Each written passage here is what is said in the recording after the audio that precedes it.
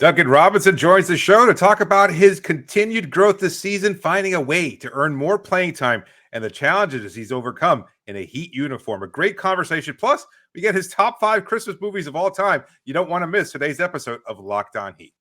You are Locked On Heat, your daily Miami Heat podcast. Part of the Locked On Podcast Network, your team every day.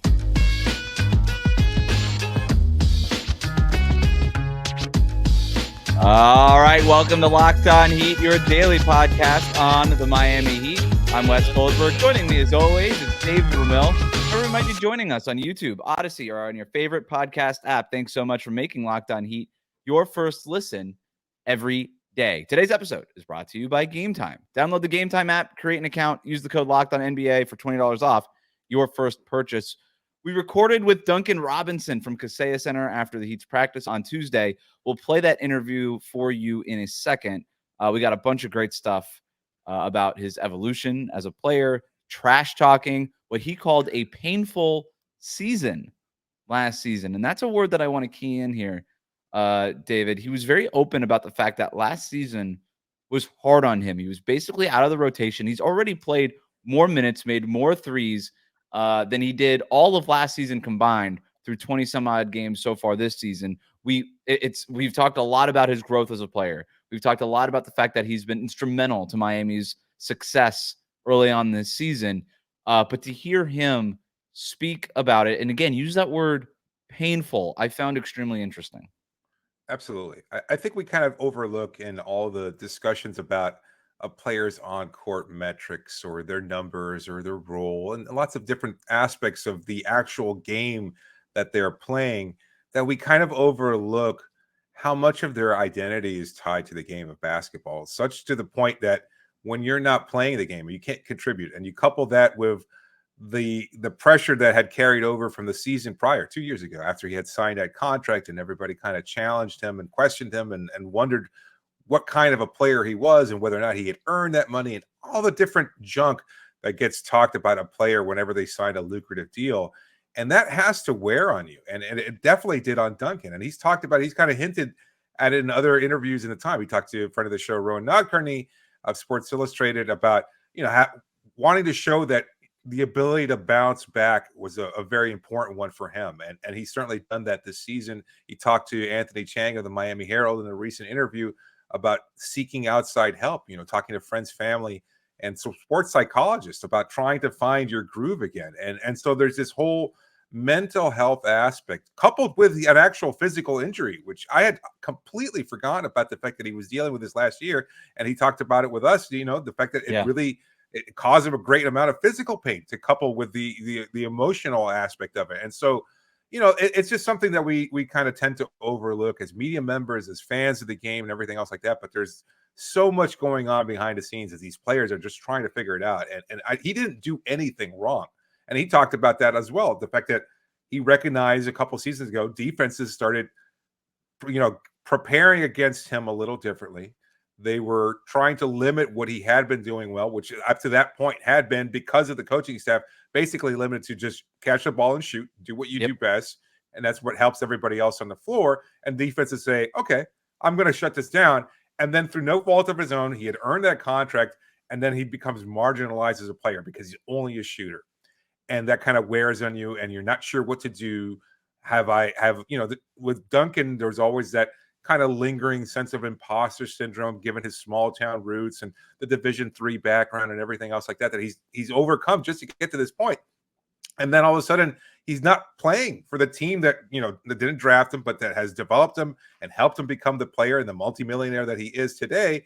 And then all of a sudden you're like, you're not good enough. You're not worthy of being out on the floor. That has to be such a tremendous challenge. So that to see this version of Duncan, confident, impactful, just joyful in a way that we haven't seen for a couple seasons. It was a real fun conversation. I'm really glad we got a chance to talk to him about it. It was a fun conversation. I appreciate how open he was about everything. Yes. The finger injury was a big deal. The fact that he admitted to us that he'd been basically playing with it for almost 6 weeks, right? And so That was something that was impacting his dropping percentages, right? You mentioned, hey, you're just a shooter. He wasn't a good one last year. He Right. wasn't. His percent, and he wasn't that good of a shooter the year before that either. And so he has obviously been dealing with a lot. He's been open about the fact that he had a lot of pressure after signing the contract. And I think shooting, as much as we talk about mechanics and keep your elbow in and blah blah blah, it's very much a mental game. And there was just stuff weighing on him. And Duncan Robinson, we didn't get a chance to ask him about this. I kind of I would love to get like his end of year like reading list, like almost like the Spotify rap version of his books. Yeah. But because he's an avid reader, and I know that he reads a lot of books, a lot of self-help things and things like that that he uses to kind of get in the right mindset. He's been open about seeing sports psychologists and things like that. Like it's the best. Every time you talk to a player, it's the best job in the world. We're blessed to do this. It's a very difficult job, and I think both of those Absolutely. things are true. And without the millions of dollars and all that stuff, like it does create pressure, right? And so I thought it was really cool that he was so open about that. But Yes. the fact that so much work went in behind the scenes into that game, and the fact that he went from just a shooter to a guy who can now do more than just shoot, I find that whole mental side of it extremely interesting. Again, I think a lot of analysts out there will be like, okay, like he could dribble now this way, and he's layups at this percentage and a greater percentage, all numbers that you and I have talked about on this show, right? Yeah. But the decision-making part of it, the feel for the game. One thing that he said, you mentioned the confidence. He was like, I got great feel for the game. And I'm like, yeah, say it, man. Just go ahead and say it. Like, he knows what he's good at. And I Right. really respect that. And it's so cool to sit there and talk with him and be like, hey, and him say, hey, I'm good at these things. I can do these things. And I asked him, I was like, when people talk about your evolution as a player, is it almost insulting? And he kind of laughs it off. And so I think I maybe hit a nerve with that, where I don't think he's like visibly insulted or like really, really like viscerally insulted. But I think there is part of it is like, hey man, like I've always been a good player. And I really appreciated his answer to that too, kind of saying like I don't uh have any ill will to anybody who says I'm evolving as a player, because you haven't gotten to see it on the court, but Right. I've been putting this work in. And one thing I wanted to bring up, David, his passing. This is from Jared Dubin's Substack, and I thought it was a really good point. He has listed here Duncan Robinson's potential assists and assist numbers per 36 minutes, because we know that Mhm. the minutes have been fluctuating wildly over the last 3 years. Quietly, his potential assists per 36 minutes, his assist points generated per 36 minutes, and his assists per 36 minutes. So basically, every factor you can look at in terms of player passing have all been trending upward over the last 3 years. This is not a sudden thing. This is something that Duncan has been working a lot on. He talked about that with us. You mentioned it already. Like, hey, I was only a shooter. Defenses were playing me as such. I needed to add more to my game. The burgeoning Right. two-man game with Bam Adebayo is a big thing there too. So this work has been happening. You couple that with opportunity, with better headspace, with health, with all these things, and we're seeing the Duncan Robinson that we're seeing this season. No doubt. I think it was he's just been a different version of the player on the court, off the court, and he just, again, he seems to be in a good place right now Yep. in terms of contributing to winning too. That's something that we kind of also overlook, is like, he kind of, I think he did explain it actually, that part of that identity that I was talking about before is not just him as an individual, but you can't even contribute to winning ways, and so you want to do something more. And he talked about last year's playoff run and being able to grow a little bit and show an expanded range, an expanded game, and how much that meant to him, and how come that was a launching point for what we've seen this season. So it was just a really good conversation. Yep. Always a smart, fun player to talk to. And he's really, again, in a great place right now. And I think Heat fans should definitely be much more appreciative, because they've given him a lot of grief over the last couple of seasons. So I hope this kind of goes just a little bit towards changing that perspective around. Oh, the social media thing has completely flipped now. I kind of wanted to ask him about it, never got the chance to be like, but it doesn't matter. Duncan Robinson joins us next. Today's episode is brought to you by our partners over at eBay Motors. They've teamed up with Locked On Fantasy Basketball host Josh Lloyd to bring you some of the best fantasy picks each week, all season long. Whether you're prepping for a daily draft or scouting the waiver wire, every week we're going to provide you players that are guaranteed to fit on your roster. So let's see who Josh has picked out for us this week on his eBay's Guaranteed Fit Fantasy Picks of the Week. It's 5 names that he's got over here: Brandon Podziemski, Tari Eason, Grayson Allen, James Wiseman, and Malachi Branham.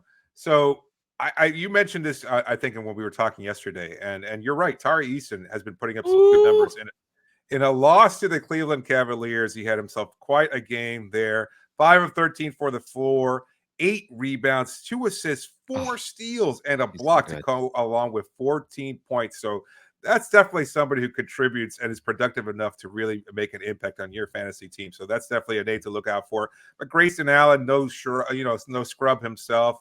A nice game for the Suns and a win on Sunday. Podziemski, kind of like a little bit like Jaime Jaquez in terms of the fact that he contributes in lots of different ways. He's got the assist numbers, he's got the rebounds, the scoring. So that's a guy who really kind of pops out there as far as. I was talking with somebody with the Warriors from my old connections, and they mentioned to me, how cool is it that these two teams have the 2 biggest steals in the draft? Yeah. That's how the Warriors look at Pods. They're like, hey, that's our Jaime. That's West Coast Jaime. Yeah, went taken right after another on the draft too. Yep. So very convenient. I 19th. wonder whether or not if it had been switched around, if they would have taken Jaime. Probably. That seems likely. Yeah. Anyway, Josh Lloyd from Locked On Fantasy Basketball is going to help you win your fantasy championship. And eBay Motors knows a championship team is all about each player being a perfect fit. Same with your vehicle. Everybody loves their car, right? It's more than just getting you from point A to point B. It's like a part of your family, and you want to take care of it because it means so much. You take it on road trips, you take it on special occasions, you take it to work every day. Like, this is something that kind of defines you in a lot of ways. And so what you want to do is you want to make sure that you take care of your car. I know that's how I feel about my car. I know that's how I felt about cars in the past. I know, Wes, you had some issues with your car recently, and you were kind of bummed out about it because you want to take care of your baby. And I totally understand that. And there's no better way of taking care of your baby than by going to eBay Motors. With over 122 million parts for your number one ride or die, you can make sure your ride stays running smoothly. Brake kits, LED headlights, roof racks, bumpers, whatever your car needs, eBay Motors has it. And with eBay Guaranteed Fit, it's guaranteed to fit your ride for the first time, every time, or your money back. Plus, at these prices, you're burning rubber, not cash. So keep your ride or die alive at ebaymotors.com. eBay Guaranteed Fit only available to U.S. customers. Eligible items only, and exclusions do apply. All right, here with Duncan Robinson. You just wrapped up practice here on a Tuesday at Kaseya Center. I know you guys lost last night, but it feels like you guys are finally kind of just like getting healthy. I know Jimmy and Kevin didn't practice today, but it seems like day to day for Jimmy. So you got Tyler back, you got Bam back. Really the first time you guys have been like this whole all season long. And just talking with you guys, I don't know, all season long it felt like, okay, it's the best basketball's ahead of us. There's reasons for optimism. And I don't know, it didn't seem like coach speak or player speak. Like, yeah, we'll figure it out. Like you guys like are really optimistic about this group. Am I reading that right? Yeah, definitely. I think we're just excited to be able to see what we look like at full strength. Obviously, these last couple of weeks or more, 4 or 5 weeks have really just been about trying to build it and just trying to kind of hold down the fort. But also, we've learned a lot about this group just throughout this time. So obviously, when we get everybody back, like you said, right around this time, hopefully we can just kind of keep building it in the right direction. It's a long season, but the goal and objective is to bring it together right now. We're not waiting for the playoffs or anything like that, but instead getting it right now. I want to ask you about some of your teammates here in a second, but a lot of people talk about your evolution this season. I'm just curious, like as a player, like is that something that you take pride in when you see some of the social media stuff? Like, wow, look at how Duncan has evolved, or is it more like, are you almost insulted by it? Like, I do wonder, like, is it almost like, hey, I've been able to do this, but now I have the opportunity, or is this really like new skill stuff for you? It's a fine line. I think that part of it is a lot of, work and time I put into developing. And I think another big part of it is just the mentality. I don't blame people for being surprised just because I haven't necessarily done it in the past. Whether or not I was capable, nobody had seen it. So there's no reason to believe that I could have. So, from that standpoint, I don't blame people. At this point in the season, I think there's still like continued surprise, which, maybe that'll run out eventually. Maybe it won't. Either way, is what it is. But yeah, I mean, I just think it's a, culmination of, some hard times, some tough stretches, figuring it out, trying to find ways to be adaptable, grow as a player. And then also I think the mindset thing, growing my mindset as well has been big. Yeah. So, it's not a, this isn't a perfect game, and it's, career, like mine is going to have ups and downs, and it's not going to be linear always. So just trying to adjust and just improve as a player. How does that work out organically in terms of, I think I remember one of your first interviews, you talked about how Eric Spoelstra and the coaching staff really wanted you to emphasize your job is to shoot, space the floor, provide that kind of shooting ability. And, I think they kind of not necessarily put restraints on what you were able to do in terms of your game, but, you had a specific job to do in that particular type of offense. How does that kind of play out over the course of your career where you can say, I've got to do something differently? And do they allow you to do something differently? Or is that just not even part of the conversation? It's like in the moment of the game, you realize that you've got to do something different. You can't just camp out in the corner or just camp out from beyond the perimeter. At what point do you start switching up how you attack the rim? Early on in my career, it was really just about having a role and trying to stick. And early on, it became abundantly clear that they just kind of wanted me to shoot and shoot when I was open, right, sometimes when I wasn't. And I remember early on, we were just joking about this the other day, myself and Chris Quinn, my first training camp, it was always, you have one job, just shoot. And right, you're not here to do anything else. That's the only reason you're here. So that was just like ingrained in my mind. And it served me well. It got me on the floor, got me a role, got me an opportunity, and it allowed me to be out there with other guys and help them be the best versions of themselves. And defense adjusted, the game kind of adjusted, and as a result, like I sort of had to adjust. And I think that was kind of that tough stretch where I was still just kind of being that same player that I was asked to be when I was first coming in, and it just wasn't being effective in the same way. So as a result, you got to evolve, you got to adjust, and you got to adapt. And part of it is the skill development and understanding how I can grow as a player. But I like to harp upon, like, I really think the big shift was just in the mindset and, understanding, like you said, just being a basketball player, like situational awareness on the floor, understanding that there's something that the defense is giving me, and that, yeah, it might not look like Tyler or Jimmy or whatever, but I can still be effective and exploit the defense in different ways. So it's been fun, man, just growing and just trying to push this as far as I possibly can. How much of it is the decision-making part of it too? Because it's probably a lot easier for you when you came into the league, like when they're saying just shoot it. There's no decision, just you get the ball, shoot the ball, right? And now it's like, do I put it on the ground? How much is it closing out? How much space am I getting? Like, how much of that have you had to like train yourself to do? I mean, to be honest with you, I think the feel thing is something that sort of kind of comes naturally to me to some extent. So really early on, it was kind of not in engaging with that and just kind of being out there just like a hired marksman, just letting it fly.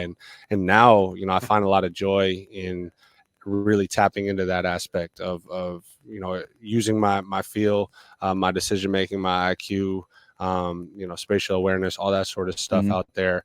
And not to say that it's ever perfect. Obviously there's mistakes that are being made, and the game is a high level and it moves fast. So, you adjust and grow, and that aspect is still growing, the decision making and just learning how to be a little bit more of an aggressive player than just, shooting threes. So, but it's been fun, man. That's part of the joy that I've found for sure, is just kind of having those little moments where, a staff or a player is like, oh, man, like you're doing that now, or that sort of thing. Yeah. So that's been fun for sure. Victor Wembanyama, welcome to the NBA moment. No, I don't know so much of that. More so just like, obviously I've been playing, in the NBA a little while now, but guys like, when do you start like shooting layups, or when do you start driving closeouts, like opposition? Obviously I think guys here, knew I was always kind of capable, but it's always fun when like opponents kind of recognize the development in your game. Today's episode is also brought to you by Gametime. You shouldn't have to worry when you're buying tickets to your next big event, because Gametime is the fast and easiest way to buy tickets for all your sports, music, comedy, theater events, whatever you're looking for. Gametime's got you covered with last-minute deals, all-in prices, and the views from your seat. And their best price guarantee. Gametime takes the guesswork out of buying tickets. I love all these features that you can get there. Their last minute tickets, their flash deals, zone deals. They're easy to find tickets. Just a few taps, you find exactly what you're looking for. And the views from your seat makes it so convenient. I know I've bought tickets in the past for other events, and you're not quite sure you want to move out of those, because you're maybe get an obstruction, or maybe you just don't get a good view of the stage or whatever. Gametime makes it easy. You see exactly where it is that you're going to be sitting from whatever seat that you wind up getting tickets for. So it takes all the guesswork out of buying those tickets. Gametime is so convenient. Again, just a few taps, and you get exactly what you need. So download the Gametime app, create an account, and use the code LOCKEDONNBA. You get $20 off your first purchase. Terms apply, but again, you create an account and redeem the code LOCKEDONNBA, and you get $20 off. Download Gametime today. Last minute tickets, lowest price guaranteed. You played point guard in high school, right? So you were kind of comfortable with the ball in your hand and being able to create opportunities for others. Is that something that it didn't, because you excelled so much at shooting, it was just kind of, dampened down a little bit so that you could grow in other ways? I mean, yeah, low level high school basketball where no one was really going on to play it still college. Counts. But, I mean, yeah, I think I've always kind of played that more of a guard position. And then obviously, the way today's NBA is structured, it's much more of a kind of role league. You have to buy into filling out a role, and it's been fun to kind of carve out a little more flexibility within my role for sure. What percentage of your shots do you think are mid-range shots? Like 0.1 or something like that, it's or 1%. I meant 1%, 1.1% this year, and that's just like NBA tracking. That sometimes it's a little iffy, I mean, it's funny, man, because like I've had off seasons too. I remember my first couple of years, like you never know fully what the progression is going to be. Like you have a hope and a thought of, all right, people are going to run me off the line. Like what's going to be my shot? Am I going to get to a midi? And I've worked on those. And to be honest, like I really feel comfortable shooting them.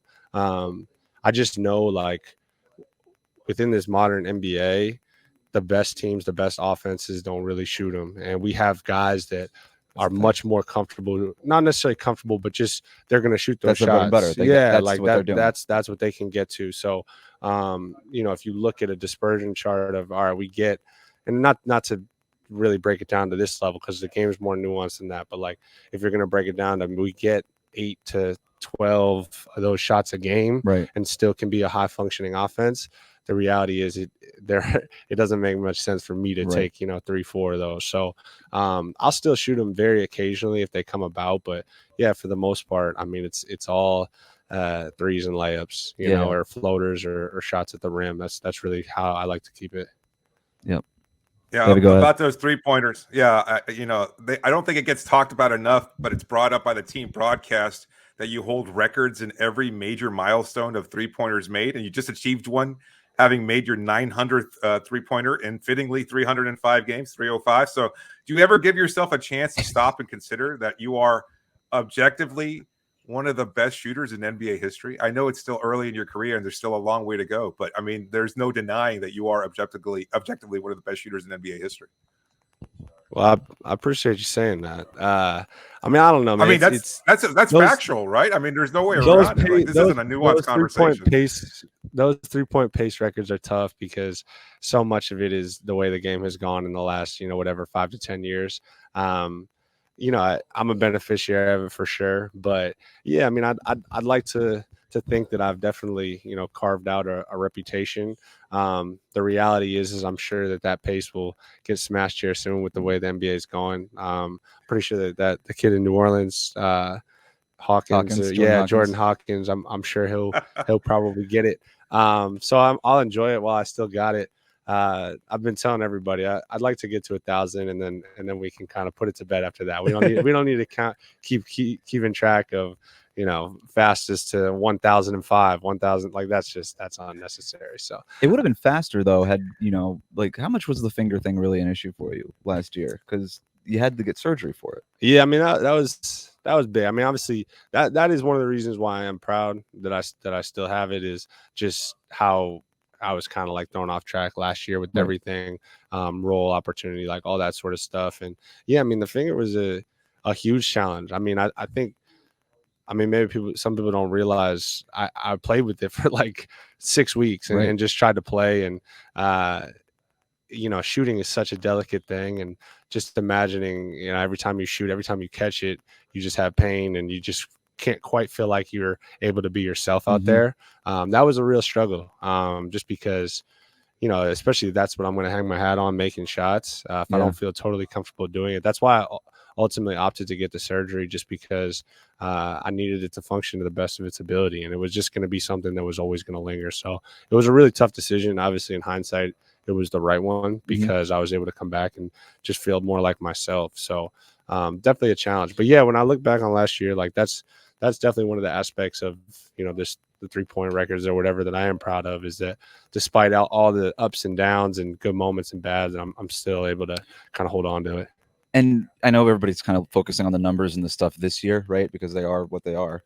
But this kind of, if we want to call it the evolution, and I'm not trying to insult you, but the evolution of it really started in the playoffs is when we really started noticing it. Like people that were watching the Heat, like you were getting to the basket more, the fouling went down. I know that's been a big thing for you. Yeah, it's that's been big. Yeah, it's been huge for sure. You're staying on the court. You're taking on this more offensive responsibility. How big was the playoff run for you, trying to set the stage maybe? Yeah, no, for sure. I mean, it was huge because we were kind of running the risk of having last year just be a total wash, and that's tough to go through an entire year, go through an entire off season. I thought it was the perfect mix of, still felt the pain of what it was like last year, but then there was just a little bit of encouragement with how the year ended with the playoffs. So I think I really set myself up well just from a mentality standpoint in the off season of like, all right, it was a good reminder of what I'm capable of and what I can do, more than just shooting. And like you said, being impactful in some different ways. But also, I still carry, like I said, a lot of pain from last year, just how everything went down, during the year. And, it was on my shoulders, just feeling like I didn't, play well enough to really carve out an opportunity and help this team win ultimately. So that stuck with me and, really just kind of set the stage, like you said, for this year. Yeah. I know these things are kind of hard. It's just kind of hard to quantify, but at least from our perspective, you certainly look more confident as your game has continued to grow this season. As someone who rightfully gets caught up in the moment a lot, what's your spiciest smack that you've talked this season? Because you've gone a little cocky at times out there, and it looks. I mean, look, it's in the moment, but as we're watching these games, I was just curious.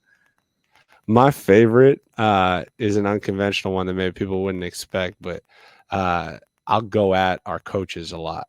Like our assistant coaches. We have you like to Quinny, right?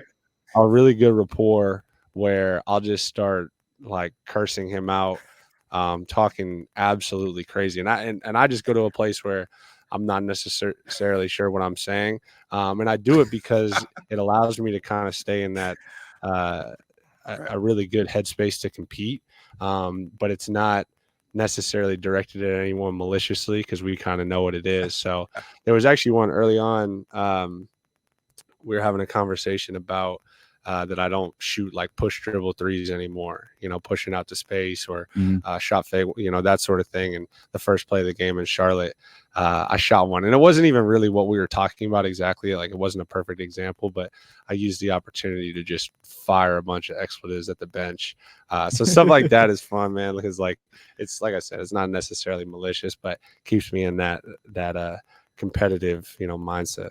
All right. Last thing from us, holidays are coming up. Top 3 Christmas movies. Oh, top 3 Christmas movies. I'd say Elf is a classic. I just watched a great one, 4 Christmases with Vince Vaughn. Oh yeah, and Reese Witherspoon. That was a classic. I enjoyed that one thoroughly. And then this one, I mean, there's 2 that like are family classics that we would watch growing up. Miracle on 34th Street, which is a gem, classic. And then Just a Christmas Story, another one. Yeah. So, but Vince Vaughn is electric, man. Everything that guy touches is gold. So I'm a big Vince Vaughn fan. Well, Duncan, thanks so much. Good luck in Orlando tomorrow night. Talk to you soon. Oh, man, appreciate you guys. Yeah, thanks. Thanks again to Duncan Robinson for sitting down with us and joining the show. Thank you for making Locked On Heat your first to listen every day. Hit that subscribe button on YouTube and follow us on your favorite podcast app. Join us Wednesday night for our reaction to Miami's game against the Orlando Magic. Locked On has launched the first ever national sports 24/7 streaming channel on YouTube. Locked On Sports Today is here for you 24/7, covering the top sports stories of the day with the local experts of Locked On, plus our national shows covering every league. Go to Locked On Sports Today on YouTube and subscribe to the first ever national sports 24/7 streaming channel.